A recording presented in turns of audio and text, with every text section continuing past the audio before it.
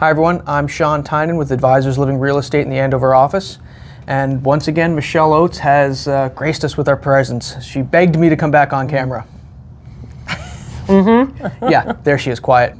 You actually did beg me to come back on because you found a subject that you were interested in. I was excited about talking about this topic today, yes. All right, so fill us in. What do you got? So today I want to talk about the land scam. So for several years now, we have seen incidents of people contacting real estate agents, telling them that they own a lot of land right in that agent's market area and that they want to sell it. But in fact, it is a scammer, probably overseas, who does not own the property but is posing as the owner. And this has unfortunately taken the time of many real estate agents who are earnestly trying to help out the person they think is a client. And not in my experience, but in some cases, fraudulent sales have actually gone through. And I'm pretty sure I would fall for this because whenever somebody's got land to sell, especially around here, we get really excited because I'm thinking, oh, I'm going to sell the land.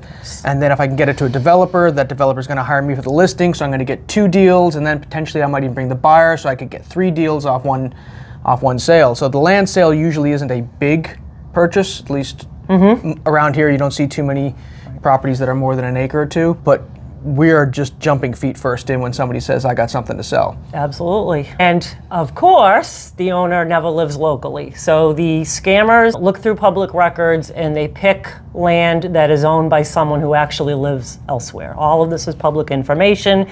If they see that the actual owner of the land has a mailing address in Texas or California or Canada, as far away as possible, but definitely out of town, that's who they are going to pick because they're going to have an excuse for not coming to meet you, the agent, and not coming to the lot of land. Everything has to be done remotely. That makes it much easier to scam someone. How do they go about pulling it off? So in my experience, and I've seen probably every few months, someone in one of my offices says, I got contacted. What do you think about this? And we've talked about it enough in our meetings that most agents are sort of attuned to this possibility, which is good. Usually I have seen an agent be contacted through a website. So they get a lead from a realtor.com or Zillow, and someone has apparently found their website or found their profile and wants help from them. So it's not somebody picking up the phone and calling you as an agent. They're coming through a website, submitting an inquiry. From what I've read, they're probably submitting the same inquiry to 30 or 500 realtors at the same time, thinking that some of them will take the bait, and then they'll see how far they can get with them. Who can they get to actually take the listing? So they obviously just have one piece of land. So the first agent they get on the hook, they drop everybody else. Probably, right. Right, so that would explain why. Them all showing up at the same time, but right. So I've had people reach out to me through Realtor.com and other websites, and I've reached out and tried to get them to respond, and they've said, I want to purchase a house. Never a land sale, but somebody who wants to buy a house, and they're completely dormant, like they've never responded to anything. So that could potentially be someone who could have been a scammer. They got a fish, and I got to the hook too late, so I don't get to be the fish. Or you seem too smart, maybe. Yeah, that's what it is. Too smart. So I've never gotten the land scam, but I've gotten Bitcoin scam is what I call it. For some reason, there's a large number of people who live in California. They're all very attractive women. They're all on Facebook, and they reach out to me typically through Facebook, and they say, hey, I love real estate. I'd love to talk to you about real estate. And then somewhere around the 3rd or 4th conversation, it's, well, have you heard about Bitcoin? And they're trying to get me to buy Bitcoin. I didn't understand how the scam was going to work, and then I did a little research on it. When you buy the Bitcoin, you're buying it through them, and they're processing it through their company, and you have to give them your bank information, and then the very next day, you have no money in the bank. Wow, yep. And I've been hit up on them for like 3 or 4 times, and the first couple I thought, seems like a decent person, just seems like somebody who wanted to connect, wants to talk about real estate. I had no interest in buying Bitcoin through somebody I didn't know. But I did have one where it wasn't an attractive woman, it was a guy. And this guy actually was interested in property. He specifically talked about property, and yes, he was also in California, and he also had the same photographs of golf clubs and food. They all had the same photographs. It's really weird. And he actually had me going out to property and looking at property for him because he's out in California. And then he says, I'm going to purchase it with Bitcoin. And my spidey sense went off, and I was like, all right, Bitcoin. And I said to him, look, if you're just trying to get me to buy Bitcoin and you're sending me around to look at properties because you want me to buy Bitcoin through you, I'm not going to buy Bitcoin through you. I'm here just to sell real estate. Do you really want to invest in property? and he disappeared. So you still have all your money in your account? I still have all of Alex's money in our account. And I'm just kidding. It's our money. So I was going to say, I guess, a few different victims of this, right? Yeah. So if this happens, we've got a real estate agent that's wasted a lot of time and energy trying to help somebody who turns out to be a fraud. Landowners certainly are the most at risk, because you could own a lot of land and it is sold out from under you and you never know about it. But also buyers. If buyers, there are lots of land being listed in MLS by unsuspecting agents. Buyers are coming in making offers. You could purchase a property, purchase a lot of land that you think you're going to build your dream house on, and find out a week later or 5 years later that you didn't actually own that land, that it was a fraudulent sale. So you could have someone purchase the land fraudulently, unbeknownst to them, build a house on it, sell that house. Yeah. Registry of Deeds, everything went through the Registry of Deeds, everything happened legally, legitimately, and then 5 years or 10 years later, somebody comes up and says, why is there a house on my property? Right. So this is one of the reasons for having title insurance, which is not my expertise. I'm sure an attorney will have a nice chat on here at some point about title insurance, but I will drag an attorney in just to talk about title insurance. Right. So yeah, I think these are very remote possibilities, but they are actually happening. I just found an FBI article. It happened to be in New Jersey. It was written, but there were many examples of this happening and people losing anywhere from $10,000 to $1 million on land that was sold out from under them.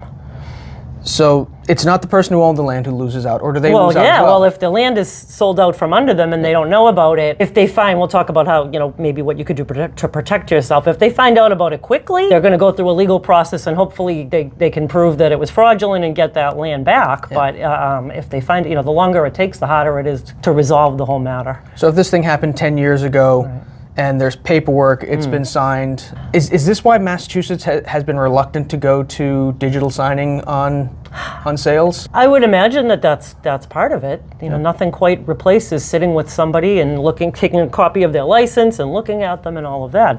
The more electronic you go, same thing with digital signing and wiring, all of that. The less people are interacting face to face, the more risk there is. They're great conveniences, but. So they might be happy just to sort of get wiring started and get funds started, transferring, even if it's just a deposit, going off to their attorney who's holding it in escrow. Exactly. And then that attorney isn't a real attorney and everything just sort of disappears. Yep. So in the cases that I have run into where somebody was trying to pose as a seller of land, some warning signs. Usually they want to do everything electronically, WhatsApp or texting or email. They don't want to talk to somebody.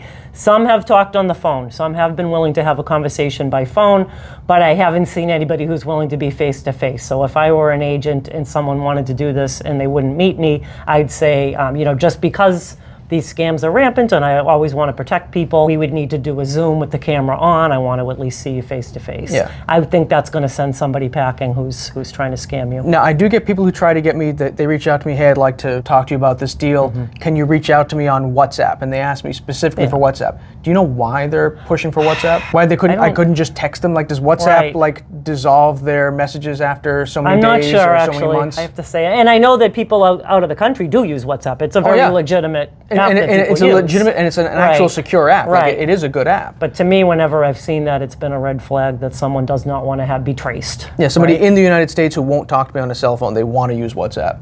Yep. Exactly. So that's one red flag, is somebody that doesn't want to talk to you, certainly doesn't want to see you or be seen on a camera, because you could take a screenshot and now you're going to have proof later when this ends up in court. So other signs, they typically are not that particular about the price, right? They just have this land that they want to sell, and we all know when somebody wants to sell something and they're not really concerned with getting every penny they can for it, that's a red flag, right? Yeah. I think I had somebody who wanted to buy something in Nashua, New Hampshire. Again, only through text message, couldn't get them on the phone, and they said, yeah, my budget is up to around $3 million.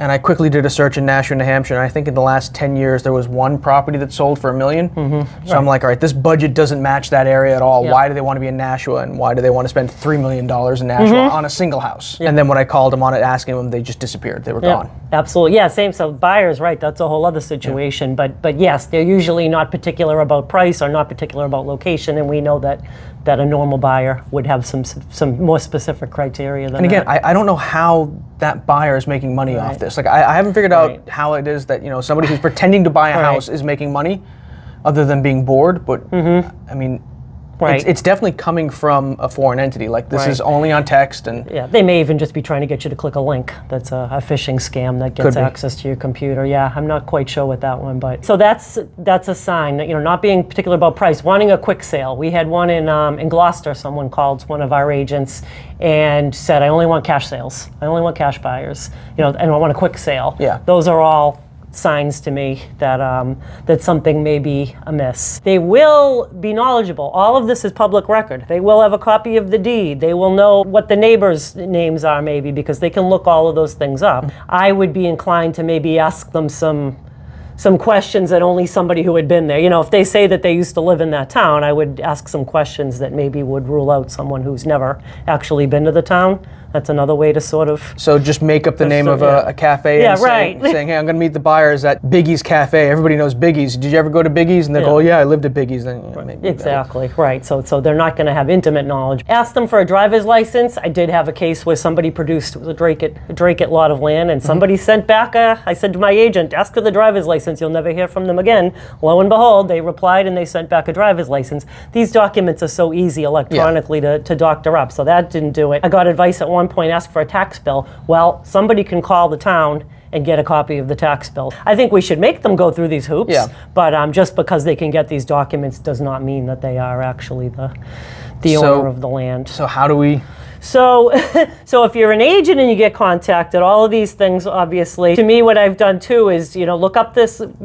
They know who the owner is because that's all public record. Try to find that owner on Facebook, right? You know where their mailing address, you know who they are. If their name isn't John Smith or something, you may be able to find them on Facebook, send them a message. Worst case, send them a letter and say, I'm a real estate agent. I was contacted allegedly by you. I want to make sure it's really you. Those are some ways to make sure. If you know that it's happened, if you've sort of concluded that this is fraud, the federal government has a website. I'm going to give you these links I'm going to try and get these links up into the post, and hopefully they'll work if I'm the one posting those links on there. So there's a federal Internet Crime Complaint Center where you can file a complaint. I'm not really sure what's gonna happen, but at least these complaints are being logged. Maybe they can start to track these people down, and at least they're knowing that it's happening. Also, our local registries of deeds in Massachusetts have started to take action. So the first I heard of it was very recently. Essex South, which is the Salem, Mass registry, and Haverhill, and a lot of the towns on the North Shore.